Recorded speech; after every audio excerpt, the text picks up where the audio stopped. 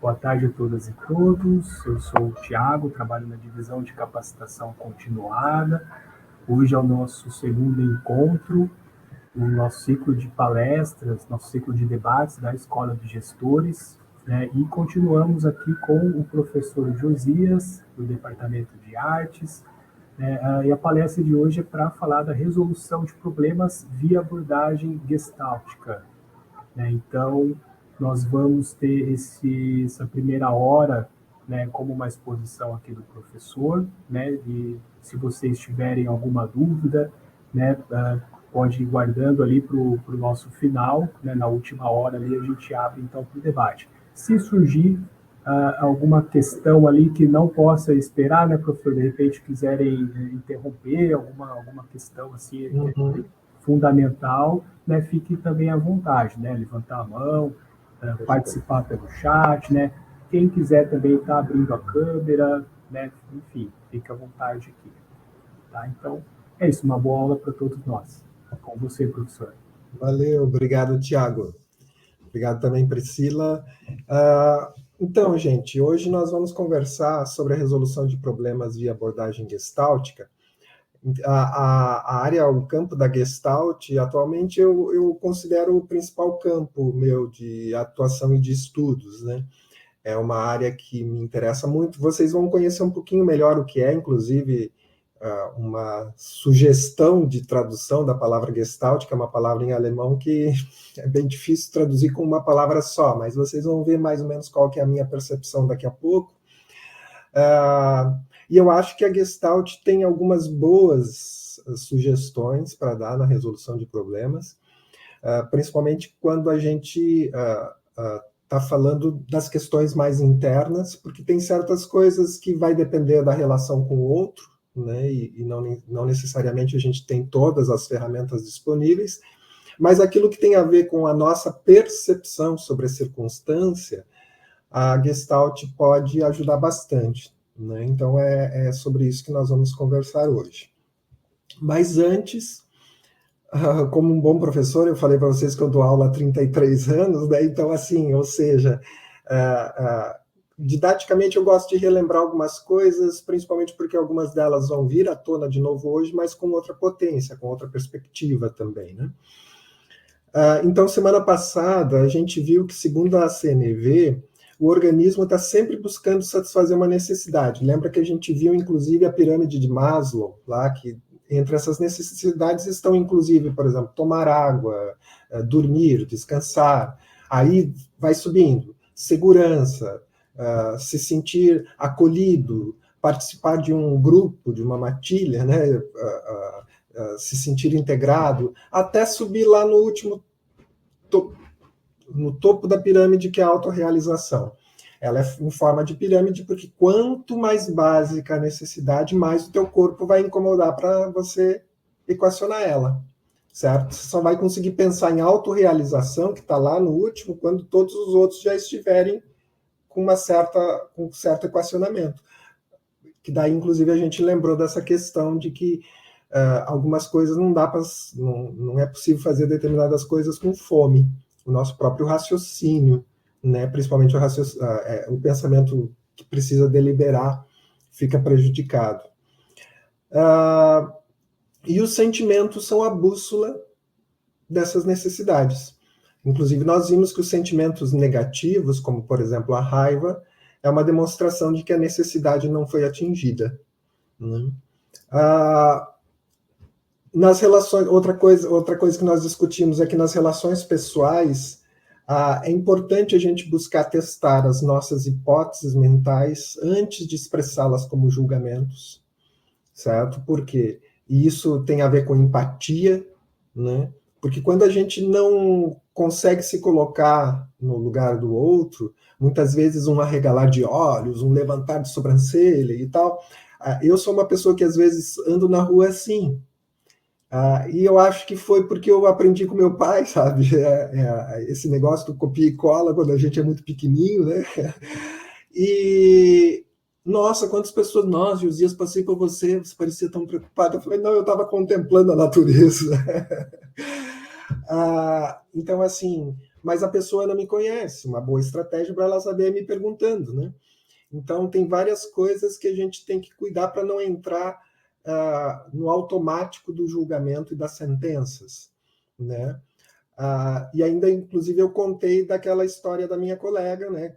Que aconteceu que quando eu cheguei diante dela fazendo uma brincadeira, ela não se sentiu confortável, mas teve a liberdade de dizer para mim, Josias, eu não estou confortável com a sua brincadeira. E a CNV nos ensina, ó, vamos pegar o caso da colega. Quando você observa algo, certo? Você está percebendo algo. Bom, não gostei da atitude do Josias. Ó, eu me sinto, não gostei, então eu me sinto ameaçado, qualquer coisa que seja. Porque eu preciso e valorizo determinada necessidade. Vamos supor, me sentir acolhida. E aí veio o pedido. Josias, você estaria disposto a parar de fazer esse tipo de brincadeira? E pronto. No momento que ela externalizou o pedido, a questão foi equacionada. Outra coisa que nós vimos também foi a importância de dar atenção a determinados aspectos, né, como, por exemplo, essa observação, o sentimento, porque isso ajuda a construir relações mais harmoniosas. Inclusive, esse tipo de coisa evita que determinadas necessidades acabem se transformando em assédio, que é a temática desse ciclo de palestras, né? No entanto, no período de questionamentos da semana passada, nós também percebemos que, sim, pode ser que em algumas questões um dos lados não esteja disponível a esse tipo de relação que eu comentei aqui, que eu tive com a minha colega. Um dos lados pode não querer resolver isso de forma dialógica, de forma empática, como é a proposição da CNV. E aí a CNV, inclusive, diz, bom, uma outra alternativa seria ter um mediador. O mediador pode fazer essa ponte entre as duas pessoas para identificação das necessidades e, de repente, clarificar qual é o pedido que se quer fazer. E mesmo assim, às vezes, não é possível. E aí nós temos outras instâncias, né?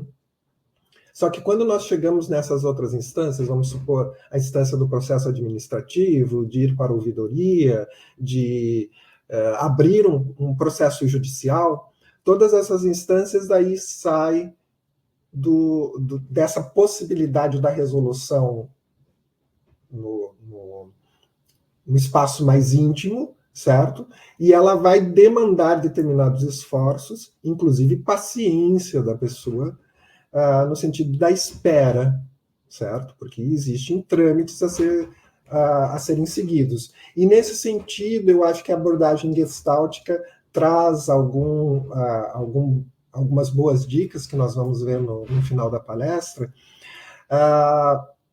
porque nesse momento você fez o teu esforço, certo? Você se propôs a identificar a sua necessidade e transformar ela num pedido. Só que esse pedido não foi aceito pelo assediador, certo? Ou vice-versa.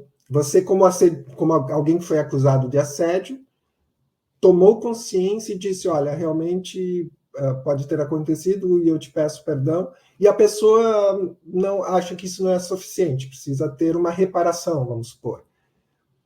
Nesse momento, quando não há mais possibilidade da continuidade empática para a troca, nós vamos ter que sim ter uma moderação, certo?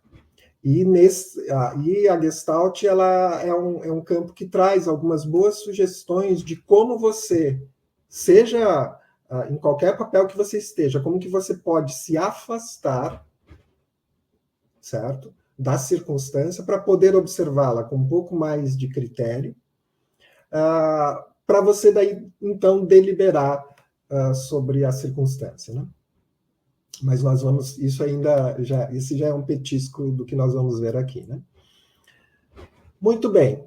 Então vamos, em primeiro lugar, entender o que é essa abordagem gestáltica, o que é essa palavra e etc. e tal. Semana passada eu falei para vocês que nós tivemos uma visão mais humanista, inclusive bastante positiva, trouxe várias coisas aqui que eu disse para vocês, olha, inclusive tem algumas pessoas que acham que que eu falo muito de flores. E hoje, a visão da Gestalt, ela não é humanista, né? A Gestalt terapia, ou a abordagem gestáltica do Fritz Perls, é uma corrente da psicologia existencialista.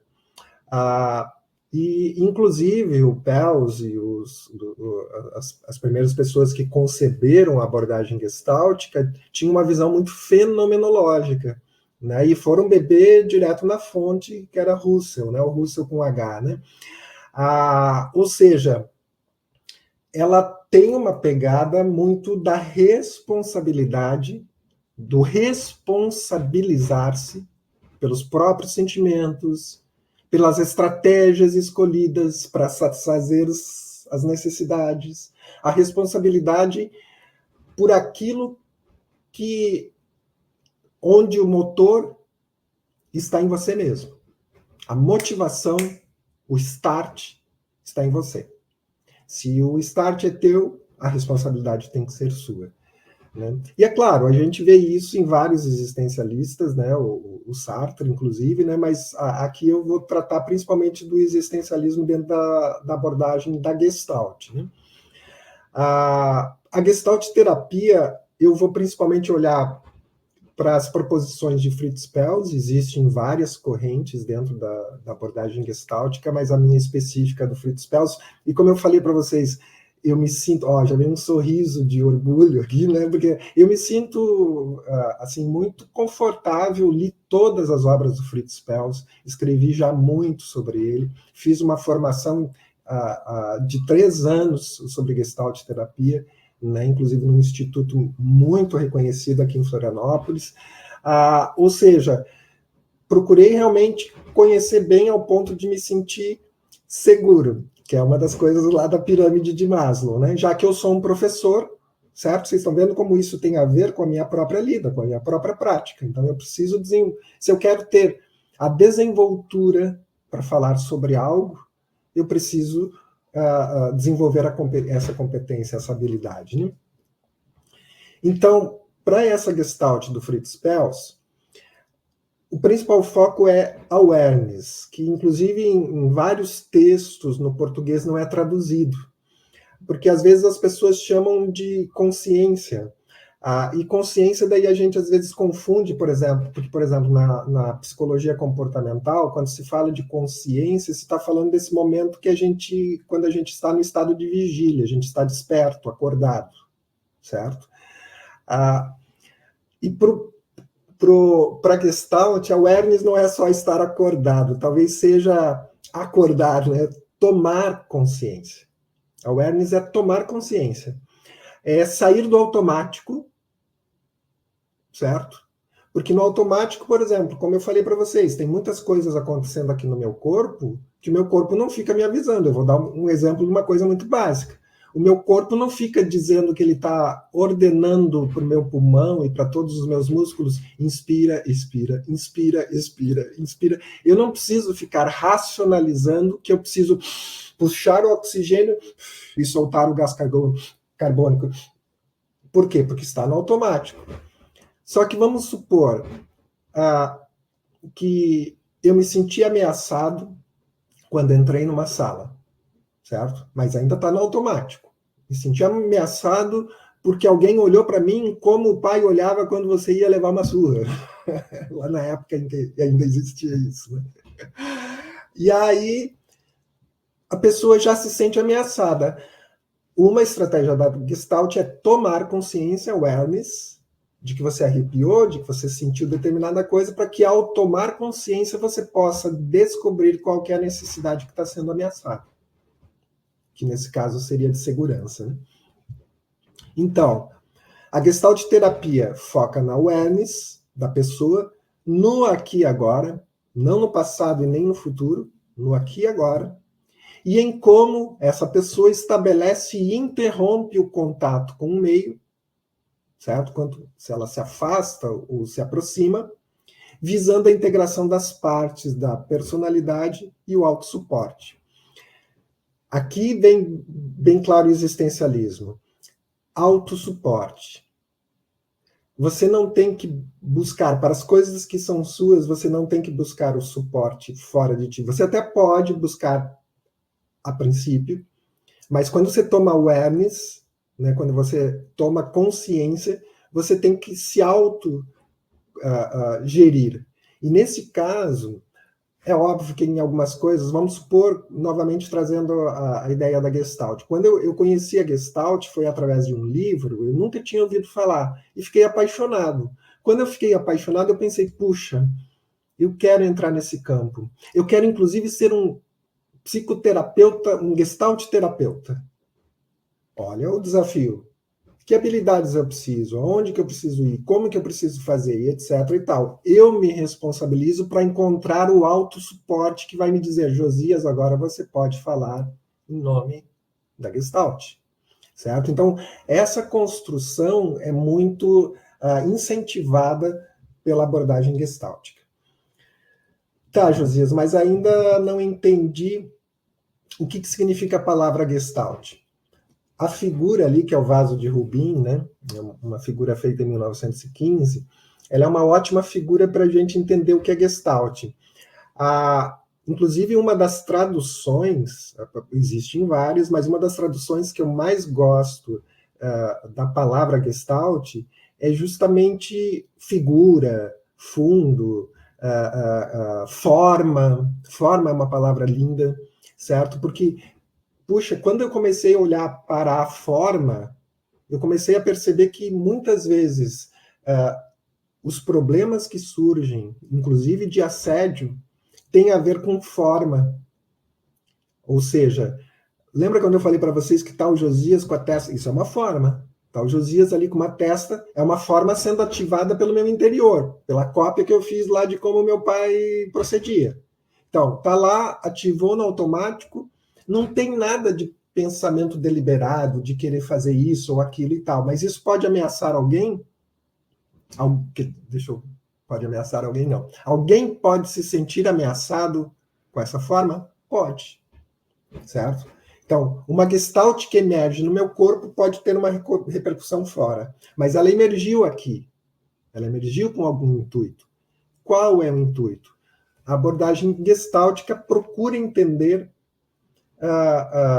como que é esse processo, essa dinâmica de algo que tem um start no nosso corpo e daqui a pouco emerge na nossa mente e se transforma em figura. E por que essa imagem ela é boa para representar a Gestalt? Porque o que vocês estão vendo ali? Vocês estão vendo um vaso ou vocês estão vendo dois rostos? Eu estou vendo tudo? Você escolheu um dos dois para ver. Como assim, Josias? Você só consegue ver o vaso branco se você escolher as figuras em preto como fundo. Por isso que na Gestalt é muito importante a dinâmica figura-fundo. Tem uma figura que emerge do fundo. Qual que é o fundo? O fundo é o preto. Então, que figura que emerge? O vaso. Agora, se você eleger o branco como fundo, que figura que emerge? Dois rostos. O todo é o mesmo. Lembra daquela frase famosa da Gestalt? O todo é diferente da soma de suas partes? Você somar as partes, o todo não é um vaso e dois rostos. O todo é muito mais do que isso, inclusive. São cores, tonalidades, sombras e etc. Por isso que a Gestalt também é a psicologia da percepção, né? Porque ela vai tentar entender como o nosso corpo percebe tudo isso, como o nosso olho percebe, o nosso nariz percebe os cheiros, a nossa boca percebe os sabores. Então, todas essas coisas estão envolvidas ao se definir qual é o fundo que eu estou escolhendo e que figura que está emergindo desse fundo. Tá, Josias, agora, então, eu preciso escolher? E eu já te digo uma coisa, você não só precisa escolher, como o teu corpo já escolheu no automático, se você ia ver primeiro o vaso ou os dois rostos, ou talvez não viu nada. Mas como essa figura é bem conhecida, eu estou dizendo, não, talvez não viu, porque existem muitas dessas figuras, né? Às vezes você precisa virar ela, colocar de lado. Nossa, teve uma vez uma que me mostraram, gente, eu demorei mais do que um dia para encontrar um negócio lá que estavam querendo que eu visse na figura. Não emergia para mim, mas para algumas pessoas emergem assim, certo? Só que quando se faz isso, tem uma decisão sendo tomada. O teu cérebro, o teu corpo está tomando uma decisão. Daí, para nós entrarmos em um pouco mais de profundidade na conversa de hoje, por curiosidade, eu pergunto para vocês, pensem, né? É uma pergunta retórica. Quantas decisões deliberadas e automáticas você acha que nós tomamos por dia? Só pensa, daqui a pouquinho eu vou mostrar algumas provocações, né? Mas, assim, aqui eu já falei uma, o teu corpo se sentiu compelido a experimentar as duas imagens, tanto o vaso quanto os dois rostos, ele tomou duas decisões. Uma primeira decisão de usar o fundo preto como fundo e o branco como figura, e a segunda decisão de usar o fundo branco como fundo e as figuras em preto como figura. Certo? Então, vocês estão vendo que rapidinho aqui você já teve um monte de decisões que você teve que tomar? Daí, logo no começo desse próximo slide, já está lá os números, mais ou menos 700 e mais ou menos 35 mil. O que será que é isso? Né? Que números são esses? Aí, eu venho dizer para vocês que é óbvio, existem sim estudos científicos sobre isso, né? Inclusive um dos estudos que eu tenho conhecimento é um estudo sobre fome, né? Ou seja, a pergunta dos estudiosos era: quantas vezes por dia você pensa em alimento? Esse foi um estudo feito nos Estados Unidos, que é um país que pensa muito em alimento, né? Então a gente tem que levar em conta isso, né? Mas eles chegaram ao número de 270 vezes por dia que você pensa em alimento, né? Nesse estudo. Não é uma projeção. Esses 700 ali tem a ver com esse estudo, certo? Então, alguns estudos demonstram que enquanto nós estamos no estado de vigília, que é esse momento que nós estamos acordados, né, que são aproximadamente 16 horas por dia, nós tomamos em torno de 700 decisões deliberadas.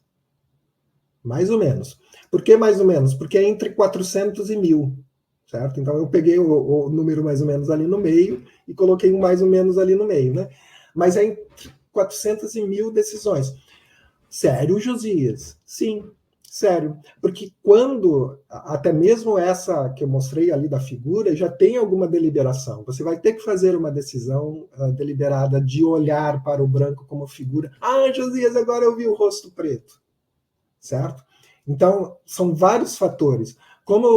Lembra que semana passada eu falei de tomar um copo de água? Né? Então, de pegar e decidir, já estou tomando uma decisão deliberada. Por quê? Porque eu estou dando uma palestra e estou me autorizando a pegar o copo de água. E aí, com base nisso, daí aqui sim é uma estimativa. Com base nesse estudo do quanto a gente pensa em alimento, em outras coisas, se faz uma estimativa de quanto tempo, quantas decisões automáticas existem por dia. E aí que se chega aos 35 mil. Por dia, gente, por dia. Pega aí. Aqui sim entra 24 horas, daí não são só as 16 horas, tá? Porque o nosso corpo, enquanto a gente dorme, está tomando decisões. Inclusive, se vai nos despertar, vamos supor que teve um barulho. Se o barulho é conhecido, vamos supor a geladeira, que você ouve barulho todo dia, teu organismo decide não te despertar. Se é um barulho estridente, que você nunca ouviu antes, ele vai te despertar. Certo? E nisso, por que 35 mil, né? Nossa, 35 mil é muita coisa. Sim, gente, porque, inclusive, eu fiz inclusive, nós temos, eu acho que, matemáticos aqui, né? Vamos pegar 24 horas. Eu devia ter feito isso, né, antes, mas agora por curiosidade. 24 horas vezes 60 minutos vezes 60, nós temos 86.400 minutos por dia. Então dá aproximadamente a cada 2 minutos e meio a gente toma uma decisão. A gente não, o nosso corpo. Eu vou dar um exemplo da decisão automática. Estou escutando um barulho aqui na minha janela que é o vento bater. Como eu já estou acostumado, eu não preciso virar. Mas se viesse um barulho estrondoso, parecido com vidro quebrando, o meu corpo ia dizer, Josias, ia dizer no automático. Ia me impulsionar a virar para lá. Assim como eu resolvi estalar os dedos, resolvi fazer assim, tudo isso são decisões do meu corpo, baseados num padrão lá do passado, que emerge do fundo do Josias. Daquilo que eu aprendi com meu pai, com a minha mãe, com os meus amigos, com os meus professores, que foi se transformando no meu construto do que eu acho que me traz certa segurança. E aí, por causa de um reflexo, por causa de um gatilho, ele é ativado no automático. E imagina quanto disso não acontece enquanto a gente está dormindo, certo? A maioria das pessoas diz, Josias, eu durmo tão bem que eu nem sonho. Não, você sonha e não lembra que sonhou, né? O teu corpo está lá, inclusive, produzindo determinadas coisas que você não lembra. Ele está equacionando determinadas coisas, né? Então, diante de tudo isso, a abordagem gestáltica, ela esclarece que essas necessidades que vão aparecendo, elas se tornam figura com o objetivo de serem equacionadas. Por exemplo, acabei de tomar um gole d'água, eu estava equacionando a figura da sede que emergiu. No meu caso não é nem sede, né? No meu caso é deixar a boca mais úmida para que eu possa ter uma articulação melhor para falar, certo? Então, assim, por mais que eu deliberei agora, teve algo que veio como figura, saiu lá do fundo e veio como figura dizendo, tome um golinho de água porque a articulação... É claro, não teve uma deliberação dessa forma, que eu estou exemplificando para vocês, mas se tornou figura querer tomar um gole de água. E aí a Gestalt esclarece, quanto mais importante é a necessidade, mais potência vai ter a figura que vai emergir. Por isso que nos casos de assédio, porque nos casos de assédio o que surge é uma necessidade de segurança de quem está sendo assediado, né? E vamos supor de quem está assediando a necessidade de poder, certo? Então nós temos dois opostos ali de necessidade vindo como figura. Num a figura é o poder e no outro a figura que emergiu é a segurança. Então, um está precisando de segurança e não está obtendo ali no assediador, e o assediador quer ter poder sobre a figura que está sendo assediada. Então, são necessidades diferentes. Bom, para se equacionar necessidades diferentes, mas de pessoas que estão em contato, nós já vimos que a CNV tem sugestões e a nossa proposta é olhar como é que a Gestalt percebe isso na palestra de hoje, né? Quando a necessidade que emergiu estiver satisfeita, a figura que subiu e veio à consciência vai recuar para o fundo novamente e vai dar espaço para uma nova dinâmica. Configuração é uma outra tradução da palavra Gestalt, tá? Essa palavra aqui, que eu falei que pode ser figura, pode ser fundo, pode ser configuração e tal, porque é uma palavra complexa de ser traduzida, né? Mas, assim, essa dinâmica do figura-fundo, essa dinâmica que são as configurações, as trocas, é excelente para a gente entender essa abordagem, né? Aquela imagem anterior, né? Só para relembrar vocês, que é essa do vaso de Rubin, né? Essa figura, ela demonstra como o nosso cérebro tem dificuldade para entender a ambiguidade. ambiguidade, que é o que eu falei para vocês. Você não vê as duas figuras juntas. Não tem como você, não é possível ver o vaso se você não escolher que o fundo é os objetos em preto. Certo? Você tem que eleger a... Por isso que eu digo, o nosso cérebro racional, e mesmo o automático, ele quer muito se livrar da ambiguidade. E essa é uma figura ambígua, certo? Porque ela pode ser várias coisas. Então, para evitar a ambiguidade, o nosso cérebro diz, então tá, o fundo é o branco e eu estou vendo rostos. Sabe o que isso, inclusive, me lembra? Tem um texto bíblico em que Jesus fala, seja o vosso sim, sim, o vosso não, não, o que passar disso vem do maligno. Aqui eu vejo essa figura do sim, sim, não, não, porque ou você vai eleger o fundo preto, sim, o preto é o fundo, o que você está vendo? Vaso. Sim, o fundo é o vaso, o que você está vendo? Dois rostos pretos. Precisa ter uma definição. Por quê? Porque o todo, novamente a máxima da Gestalt, é diferente da soma de suas partes. O todo, gente, não é só o que o assediador está fazendo. O todo não é só o que o assediado está fazendo. E, inclusive, se forem envolvidas outras pessoas, um mediador, etc., você está vendo como a complexidade é cada vez maior? E vejam, por que eu digo que não é só o que ele está fazendo? Porque é o que ele viveu também. Tem a ver com o passado, tem a ver com o construto histórico, né? Então, essa imagem demonstra como o nosso cérebro tem dificuldade para entender a ambiguidade e, por isso, polariza as representações do mundo.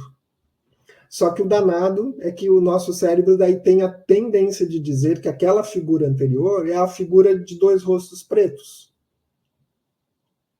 A gente tenta, para evitar a ambiguidade, a gente tenta definir. Puxa, gente, não é à toa que a gente vê isso em várias coisas no dia a dia. A gente encontra um cachorrinho na nuvem, não é? Olha lá o desenho de um cachorro, daí mostra para uma pessoa, a pessoa não vê nada daquilo que você está vendo. Não é à toa também que a gente tem um fenômeno muito utilizado pela publicidade, que é dar características humanizadas para objetos. Então, assim, a gente vê olhinhos, vê sorriso, vê narizinho em determinadas coisas que não tem isso, certo? Porque a gente, para tentar evitar a ambiguidade, a gente vai tentar categorizar aquilo em algo que nos traz conforto ou desconforto, né?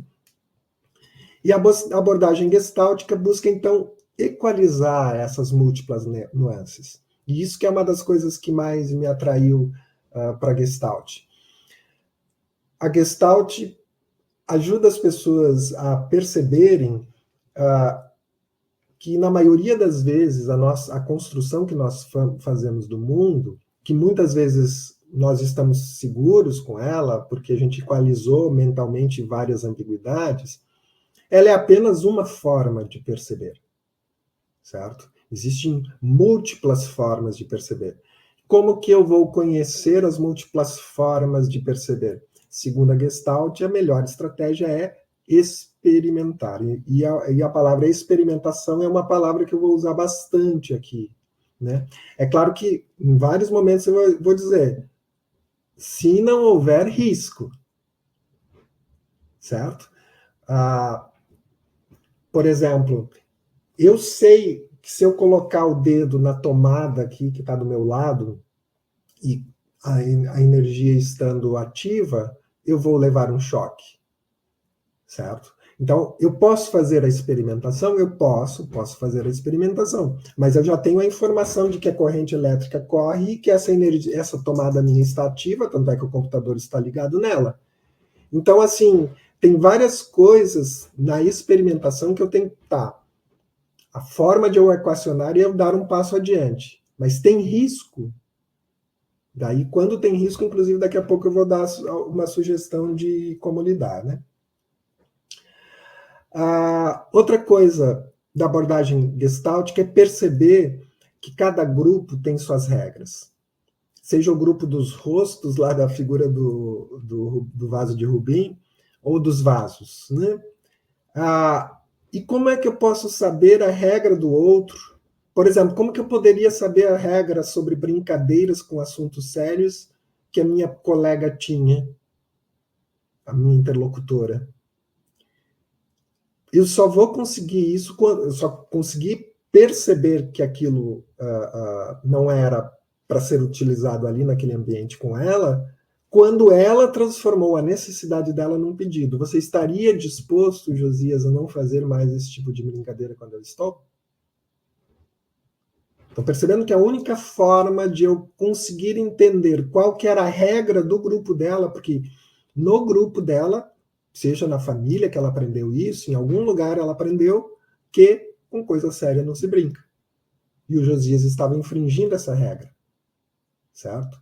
Para nós podermos conviver, alguém vai ter que ceder em algum aspecto ali. Na verdade, os dois cedem, né? Mas assim, como é que a gente pode chegar a um consenso, já que nós éramos e somos ainda colegas de trabalho, e a gente precisava manter essa relação, né? Só que daí vem uma questão, né? O drama. E o drama. O drama traz compensação, né, gente? Por que eu vou deixar as coisas serem simples se a dopamina é tão gostosa, né? O drama é danado porque ele ativa a dopamina, né? Ele dá aquela sensação agora, poxa, né? E eu, como eu falei para vocês, eu sou do departamento de artes e no departamento de artes eu sou do curso de cinema. Eu sei muito bem, eu trabalho com digital storytelling, né? Contação de histórias, a gente aprender eu sempre digo para os meus alunos, pensem agora vocês, pensem em Sócrates e pensem em Jesus Cristo. 2 contadores de história. Quantos livros Jesus escreveu? Nenhum. Quantos livros Sócrates escreveu? Nenhum. O que eles fizeram? Contaram histórias e a gente está falando deles aqui em 2025, dia 12 de novembro. Vocês estão percebendo como a contação de histórias, dramatizar, construir, é empolgante, é dopamina, o meu próprio corpo dá toda essa dramatização. Só que, lembra que eu falei para vocês que a Gestalt é fenomenológica? Fenomenologicamente, o drama interfere na resolução de um problema. Tá, mas o que você quer dizer com fenomenologicamente ele interfere? Na fenomenologia, você tem que olhar para os fenômenos disponíveis no aqui e agora para você resolver um problema.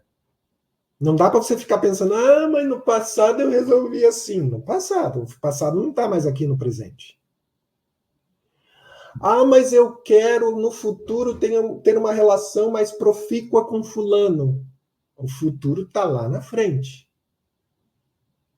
Fenomenologicamente, as coisas acontecem no aqui e no agora. Então você tem que olhar para os fenômenos ao teu redor, para os elementos disponíveis, para daí então decidir como agir.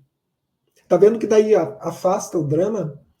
Às vezes, quando algumas pessoas vêm conversar comigo sobre determinadas coisas, primeira coisa que eu digo, vamos limpar o drama? Vamos, limpa o drama, tira isso, tira aquilo, e agora pensa cruamente na necessidade, sem drama, sem pensar, no passado você foi assim, fez aquilo e tal, e no futuro e tal, limpa, certo? Então, fenomenologicamente, a proposição tem uma questão de assédio, que é um problema a ser resolvido, vamos, em primeiro lugar, limpar o drama e trazer o fenômeno em si, a circunstância que está ocorrendo, como naquele caso lá da minha colega. Tá? Qual que é a circunstância que está ocorrendo? É uma brincadeira fora do espaço que ela acha que deveria acontecer?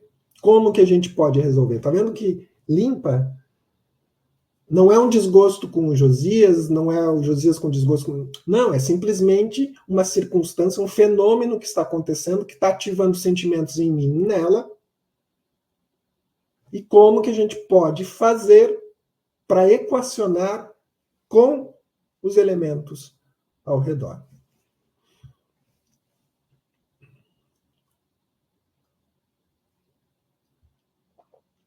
Muito bem. Agora, quanto à resolução de problemas via abordagem gestáltica, né? Como que a gente agora pode já trazer mais elementos, inclusive elementos bem concretos e pontuais, né? De forma bem semelhante à CNV, na Gestalt, o intuito é que a gente consiga se aproximar, consiga perceber os sentimentos e necessidades. Lembram que essa foi talvez a principal tecla que eu bati semana passada, né, de lembrar, de conseguirmos identificar os sentimentos, inclusive os signos corporais que aparecem, tipo arrepio, frio na barriga, etc. e tal, se é raiva que está emergindo, ou seja, quanto mais eu consigo identificar, mais eu percebo que necessidade está sendo atingida. Por exemplo, surgiu a raiva, e aí eu identifiquei que eu estou precisando de necessidade de segurança. Deixa eu até contar um exemplo que aconteceu. O carro que eu e minha esposa utilizamos deu um problema enquanto ela estava na academia. E aí, quando emerge uma necessidade para resolver, que é um problema para se resolver, e eu estava fazendo outra coisa, mas eu me senti compelido a ajudá-la nesse processo, nesse procedimento, porque tinha que chamar seguro e decidir o que fazer, etc. e tal. Quando eu decido deixar de fazer o que eu estava fazendo para ir ajudá-la, se eu não faço isso de uma forma deliberada e consciente, se eu não tomo consciência lá, o awareness, lembra? Eu vou produzir raiva. E aconteceu isso comigo. Eu deixei de fazer e saí para ajudar na circunstância com raiva. Só que não com raiva da Rosângela, com raiva da, esse carro já foi para a oficina, como é que dá o problema de novo? Parece mesmo. Começou a produzir um drama. Né? Como alguém da área da arte, do cinema, é óbvio que eu gosto de um bom drama, então comecei a roteirizar um drama mental. Quando eu cheguei lá, que demorou mais ou menos uns 80 minutos, chegou o guincho, né? Eu já estava com esse drama potente na minha mente. Naquele momento eu percebi um arrepio quando o motorista fez um sinal. Quando eu percebi esse arrepio, eu pensei, eu já estou com raiva do motorista. Só que, na verdade, a minha raiva não era do motorista. A minha raiva era de ter deixado algo que eu queria fazer para ir fazer outra coisa. Quem que era o responsável, então, pela raiva? Era o motorista? Não. O responsável pela raiva era eu. Sabe qual foi a minha estratégia? Que daí é uma estratégia que eu vou sugerir para vocês depois, quando nós chegarmos na parte mais prática. Eu me afastei, inclusive me afastei mesmo, né? O motorista estava estacionando o caminhão, eu atravessei a rua, voltei até a academia e disse para a Rosângela, olha, Rosângela, eu não vou querer mais esse serviço, já que a academia permitiu que a gente deixe o carro aqui, porque senão a gente vai ter que chamar o guincho 2 vezes. Então você vai conversar com ele, porque eu estou aqui num momento em que eu prefiro não tomar as rédeas disso. Pum! Resolveu.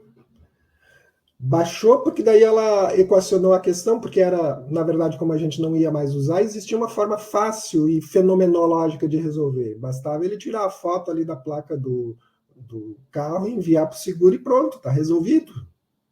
Não precisa ampliar aquilo para um drama, certo? Então, a grande questão da Gestalt é que a gente possa começar a perceber esses arrepios e essas coisas que estão nos dizendo ativou a raiva. Fique atento. Principalmente porque, lembrem-se, esses sentimentos, o sentimento nubla a nossa deliberação, certo? Porque o sentimento, ele quer imediatismo. E a deliberação, às vezes, precisa afastamento para pensar, certo? Então, em linhas gerais, para resolver um problema, experimente o fenômeno do aqui e agora, com os recursos disponíveis, mesmo diante de um problema ou impasse. Como eu fiz ali. Qual que é o problema? Precisamos resolver a questão do carro. Bom, já havia autorização para o carro ficar ali na academia. Poderíamos resolver no outro. Então, eu não preciso me irritar com ninguém. Já foi resolvido. Mas eu posso me irritar porque eu deixei de continuar fazendo o trabalho que eu estava fazendo para ir ajudar nisso?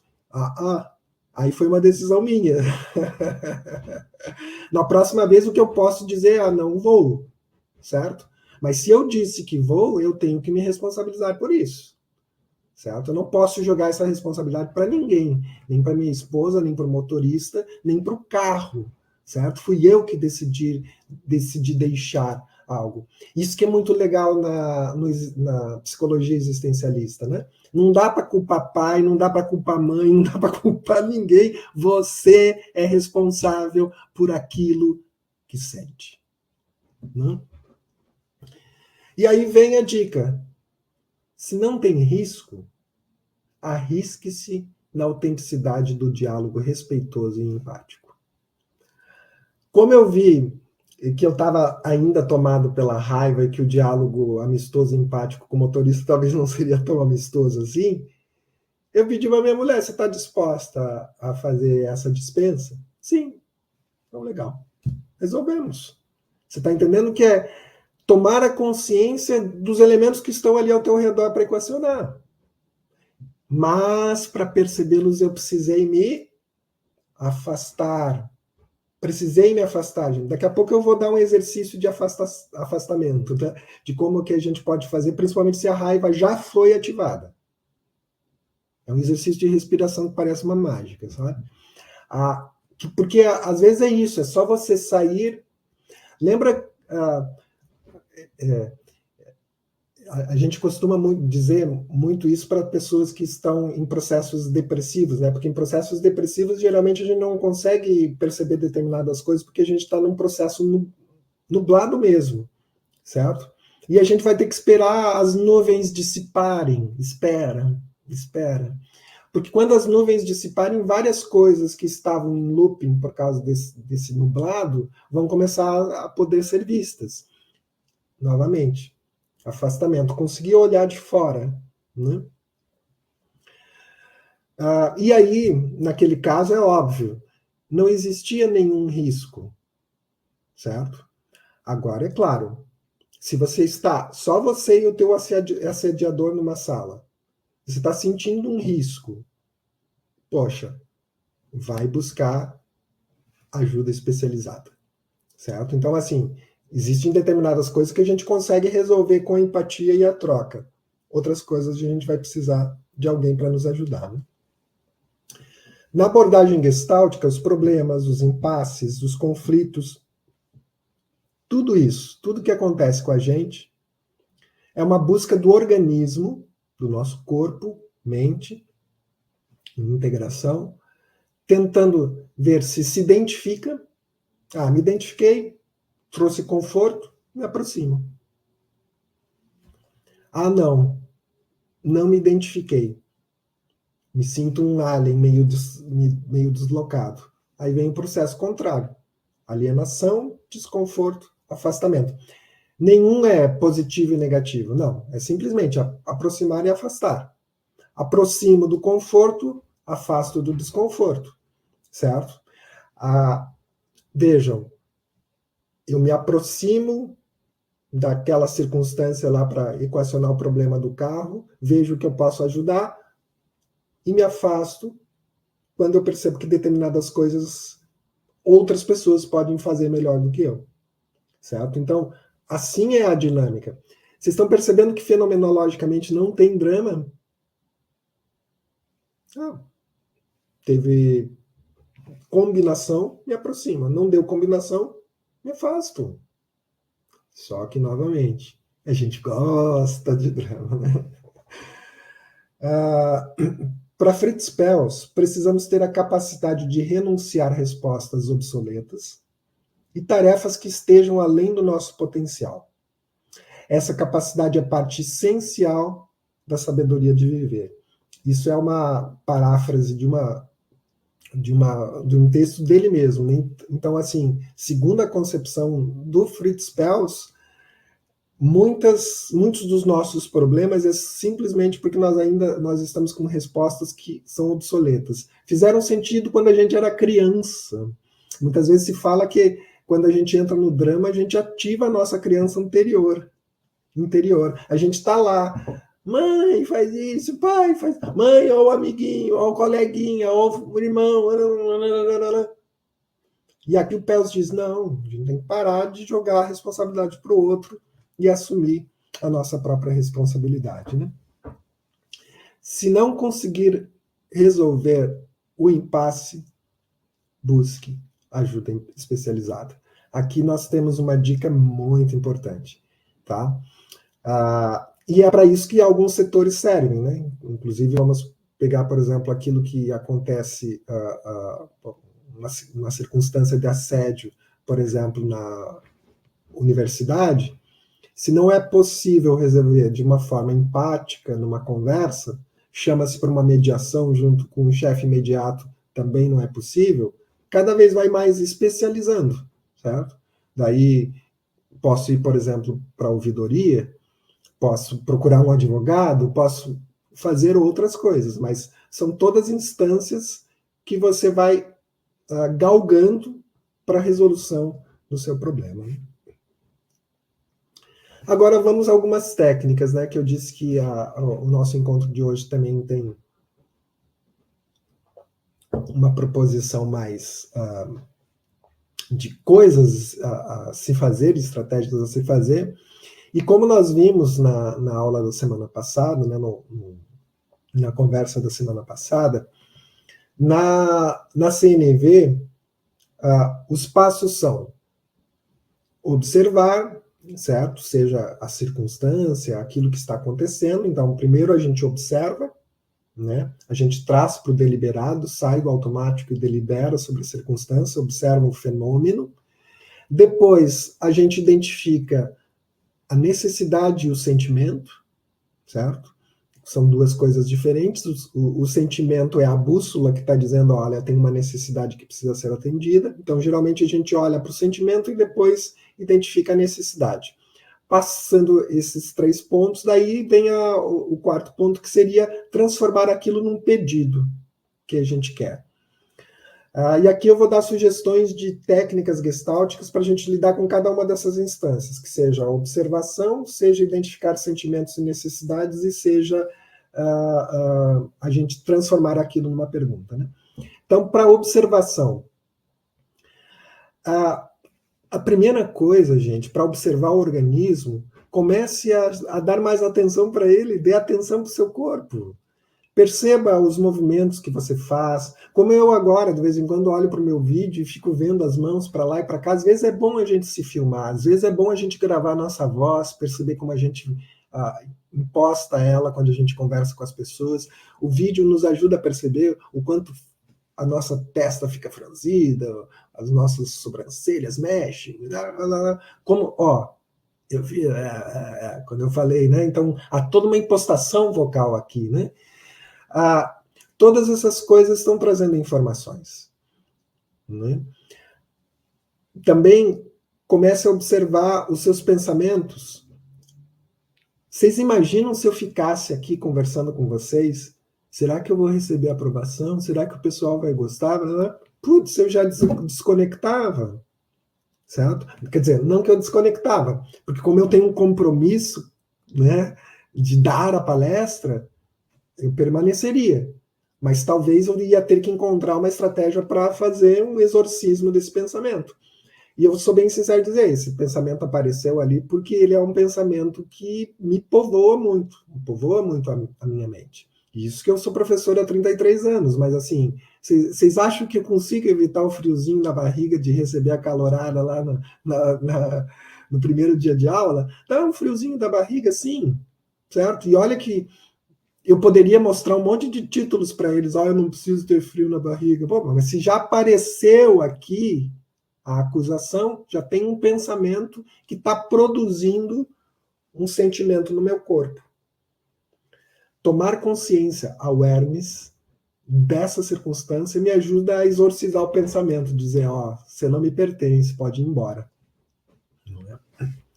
Esse ato de observação é crucial para a ampliação da autopercepção na aproximação e afastamento, certo? Porque aí eu identifico se é uma circunstância que me traz uma segurança, um conforto para me aproximar, né?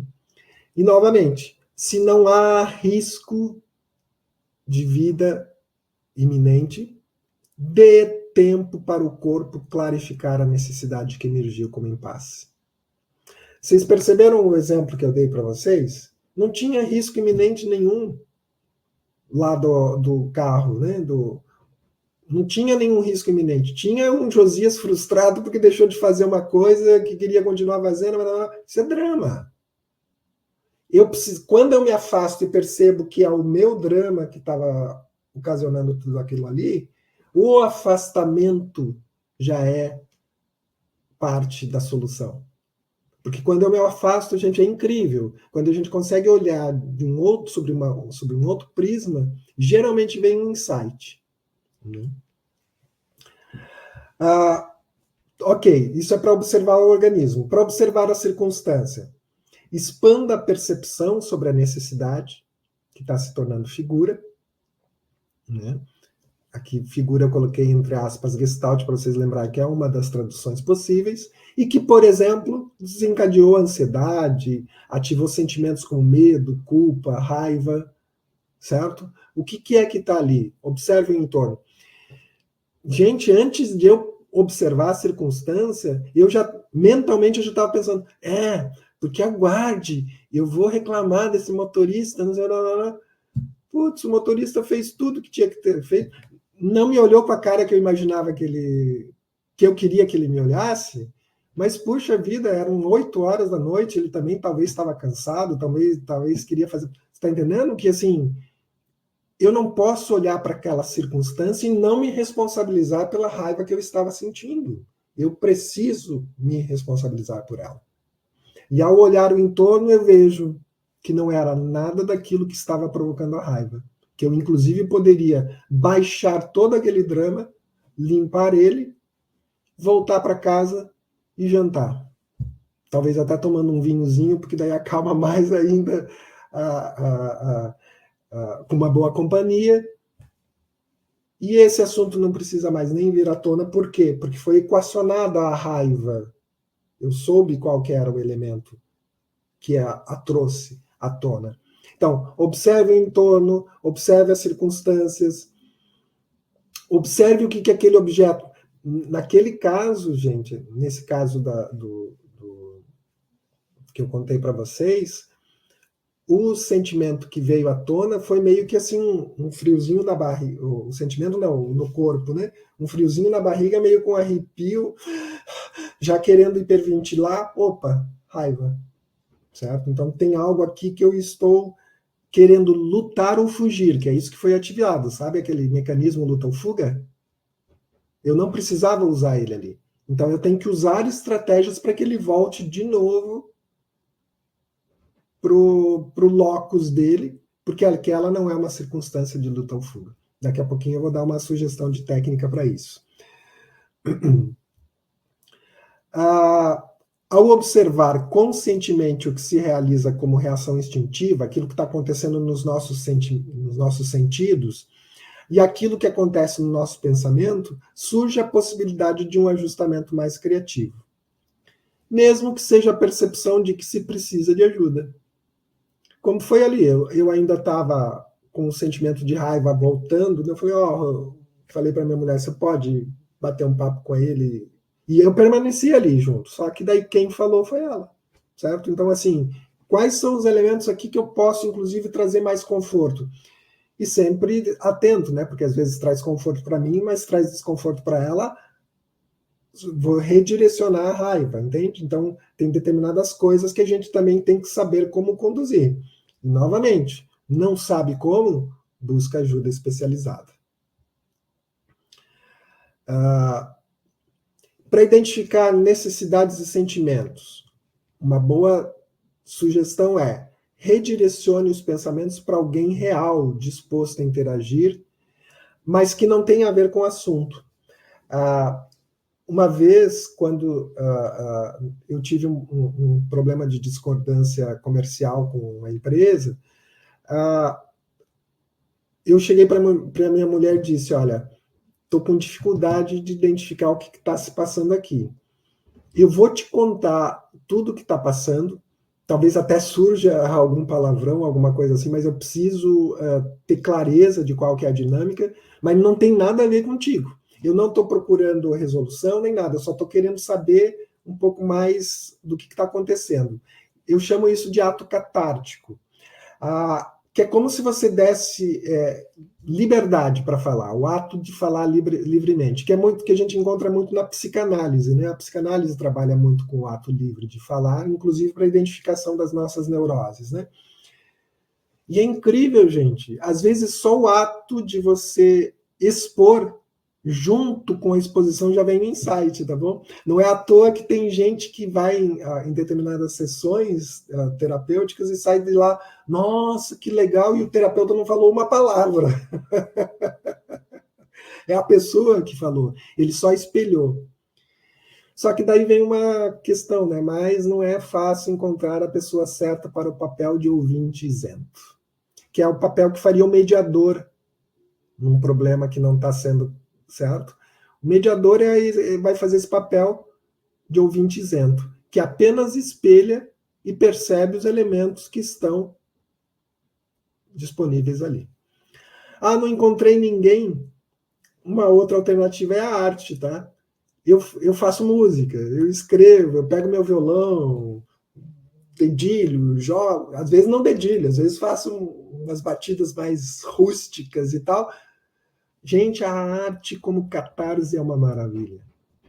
E, novamente, no final, às vezes, ainda vem um insight, né? uma proposição interessante. Uma outra técnica, agora para formular pedidos. Busque refletir sem drama sobre as ações concretas que você gostaria que fossem tomadas. Tá no momento, tá se sentindo assediado? Afasta o drama. Não. Qual que é o teu pedido direto que você gostaria de fazer para o assediador? Porque às vezes a gente nem clarifica isso, e sou bem sincero de dizer, a gente não clarifica isso porque às vezes a gente não tem claro para nós. Não virou awareness ainda. Ainda estamos reagindo no automático da luta ou fuga. Certo? Se o assédio provocar ansiedade por falta de alguma necessidade básica, recorde-se de que a ansiedade tem um intuito: solucionar a pendência da forma mais rápida possível. Só que vejam, se eu tentasse resolver aquela pendência lá do guincho a forma mais rápida possível, eu teria me arrependido da decisão, porque talvez eu teria falado grosseiramente com ele. E aí eu teria que me responsabilizar pela forma que eu escolhi. Certo? Quando eu me afasto e consigo perceber a circunstância e transformar aquilo num pedido, Rosângela, você pode lidar com o cara aqui em nosso nome, certo? Eu vou estar aqui, qualquer coisa e tal, mas é você que vai conduzir o processo. Transformei em pedido, claramente, porque identifiquei a circunstância, limpei o drama, certo? Novamente, ali estava numa circunstância que não tinha um risco, que eu não sentia que meu emprego estava em jogo ou qualquer coisa assim, certo? Então é muito mais simples de você resolver. Mas eu estou falando que o processo da resolução de um problema de assédio vai ser o mesmo. A única coisa que a gente vai para instâncias diferentes. Porque quando não há interlocução empática, a gente vai ter que ter um mediador. Né? Que aí vem, que é a sugestão, né? Diante disso, pergunte-se: tenho disponíveis meios para resolver a demanda? Se a resposta for negativa, busque equilíbrio interior para então encontrar apoio especializado e resolver o problema. Afastar-se para deliberar sobre os pedidos é assertivo. Ajuda a resolver. Então, é claro que nem sempre é fácil se afastar, né? É como eu falei para vocês, ali eu precisei mesmo me afastar, indo para o outro lado da rua, e inclusive fazer um exercício, que aí é a próxima técnica. Tá, Josias, eu identifiquei o meu arrepio, eu identifiquei a minha mente tomada da energia da luta ou fuga, mas não consigo encontrar o equilíbrio interior. Aqui sim vai entrar o afastamento. Novamente, se é uma circunstância em que você não corre risco de vida, se afasta. Se afasta e faz um exercício de respiração. Existem vários, né? Existe um que é 4-4-4-4. Respira 4, segura 4,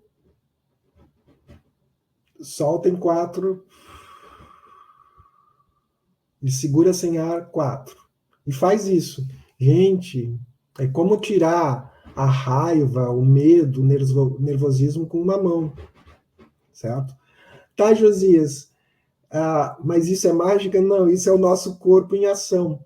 Sabe por quê? Aqui eu explico um pouco para vocês.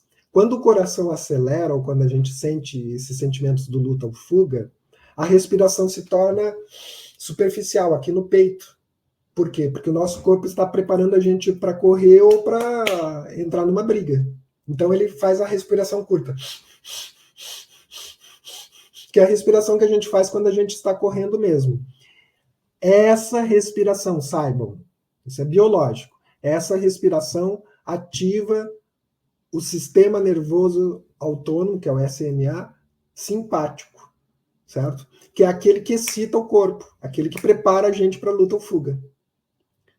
Existe uma outra forma porque o sistema nervoso autônomo ele tem dois sistemas, o simpático e o parasimpático. Um excita e o outro acalma, certo? Um nos leva à ação e a resolver, e outro nos leva a descansar, dormir, certo?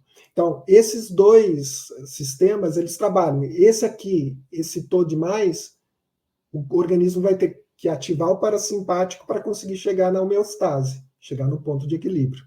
E aí tem uma respiração que ajuda nisso, que é essa 4-4-4. Tem alguns que sugerem aquela 7-4-3. Digita lá na internet, existem várias opções. Eu gosto da 4-4-4-4-4 porque é bem fácil de guardar, certo? Mas eu já usei essa 7, eu acho que é 7-4-3, se não me engano. Mas existem outras, né, alternativas. E o que ela vai fazer? Essa respiração. Ela vai ativar justamente o sistema parasimpático. Tá? E lembre-se, o sistema parasimpático, como ele é responsável pelo relaxamento, pela digestão, por todas essas coisas, ele vai baixar, ele vai tirar o frio da barriga. Gente, quando eu era... porque eu já uso essa técnica há um bom tempo.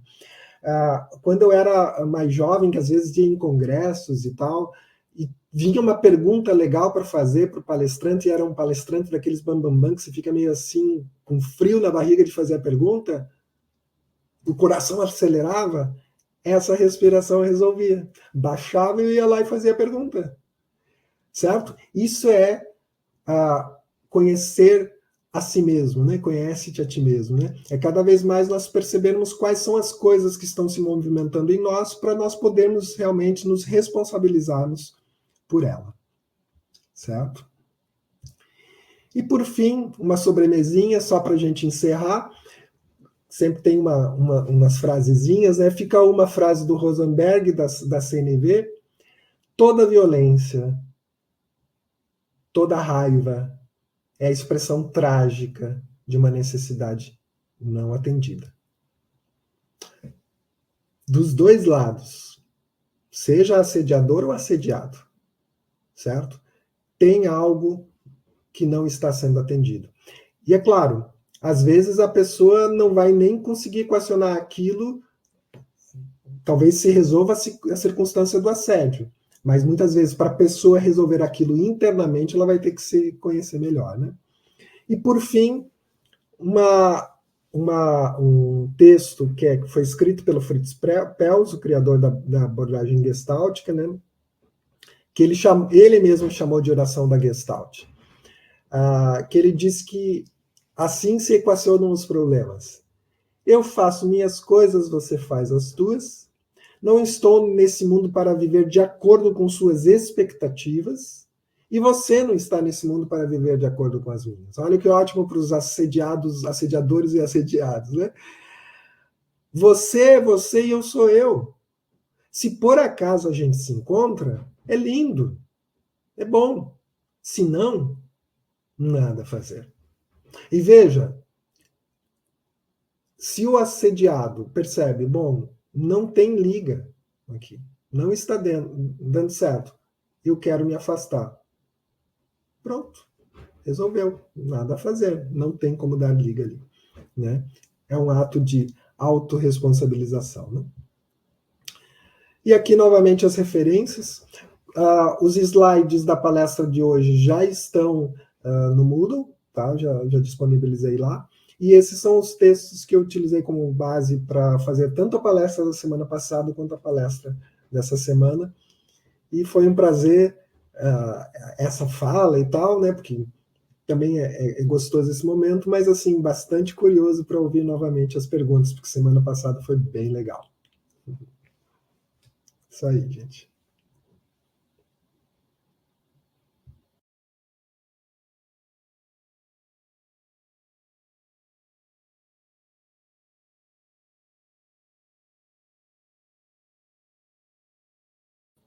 Eu não estou te ouvindo, Tiago. Oi, pessoal. Conseguem me ouvir? Então tá. Ouça. Tá. Então a gente vai encerrar agora a gravação.